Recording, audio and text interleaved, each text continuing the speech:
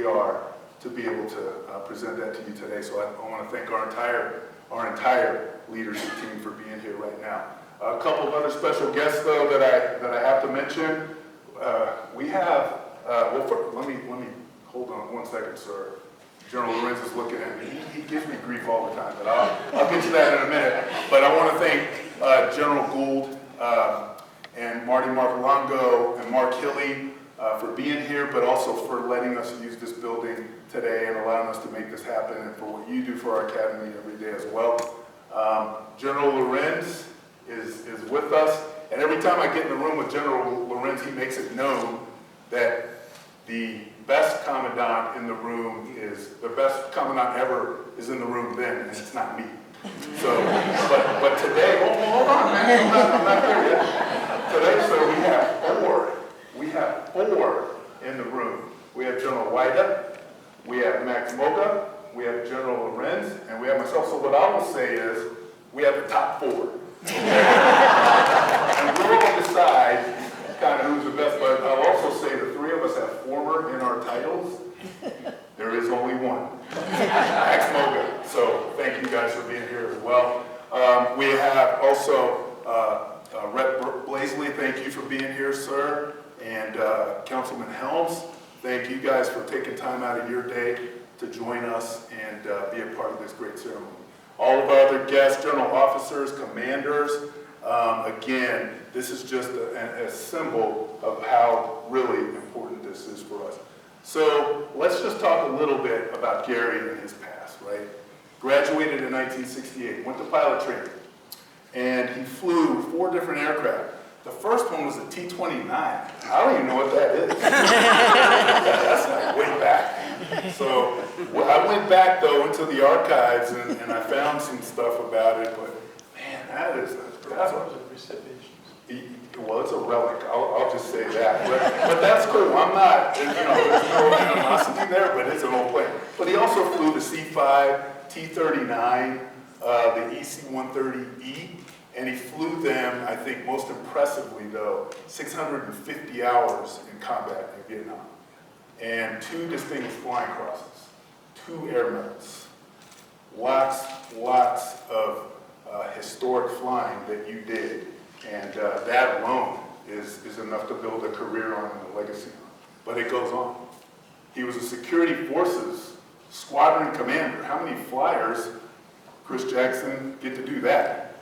How many flyers could do that? That I know of, yeah, right. There's only one. How many could do that? Frankly, I won't say how many would want to do that. But that is a tough squadron. That is a tough squadron to lead, and to lead well. And he did. 700 members in that squadron, and he did it. And it was one of the highlights of his career to lead airmen in the way that he did. He was also a deputy group commander. He retired from the Air Force with 22 years of active service. Again, that's enough to build a legacy, but it gets better. He went into the civilian world, hundreds of millions of dollars of project management that he did for various companies. But I think one of the things that is pretty incredible is that the program manager, the pocket program manager, I don't really know what that is, to be very honest. But he developed it, and he co-founded the company and was the president of the company, and all the proprietary rights to that he gave to USAFA so that we could use that in our management program. Again, taken from his legacy and imparting it on our school. And had an amazing career in the civilian world, but then it was his service, though. His voluntary service, that is why we're talking about him today.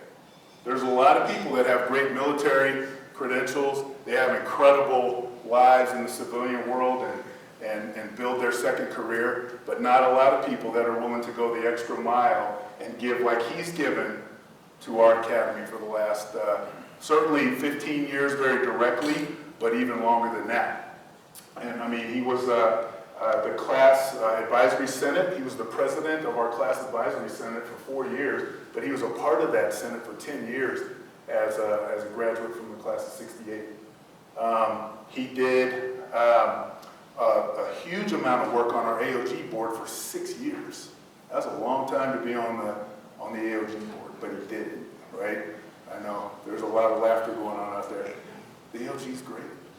great, but it takes work, and it takes effort, and it takes commitment, and he put the effort into it. You know, the one thing that really impressed me, though, 35 cadets that they've sponsored over the years. A lot of them I know, which is crazy. A couple of them were here when I was here, which is even crazier.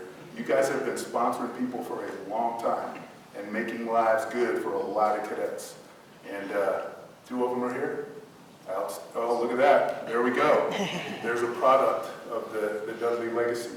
But, you know, the list goes on of the things that they've done to volunteer for us. At one point, and I don't want to get all into it because we're going to read it in the citation, 11 committees that he was on at one time just related to work here at USAFA, volunteering his time to be a part of making our school better.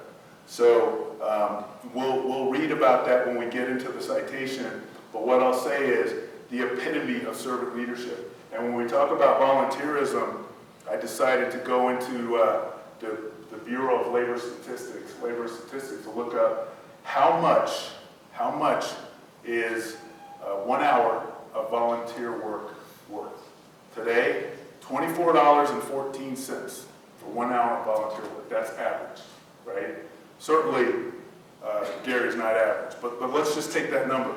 And then I did a little number crunching, and I just took 15 years because that was where we could sort of track just committee work and other things. He's a lecturer in our management department. He supports our gymnastics team, fundraises, does so many different things, but we could directly track 15 years. We know it's more than that. And then I took it, crunched it, $1,113,786.52 is what we would have to pay him for the work that he did. Well, you might have the invoice, but I don't have the money. So. But I bring that up to say, right, if I did have $1 million, I would fix the plumbing and heating inside John Hall. But $1 million, $1 million, $1 million given back to our school in time and energy from a 1 in a million person. And that's why we're here today, to honor him with the Distinguished Service Award. So with that, once again, I want to thank so many of you for being here. And if you would, Gary, if you could come up, Michael, and we will present the citation.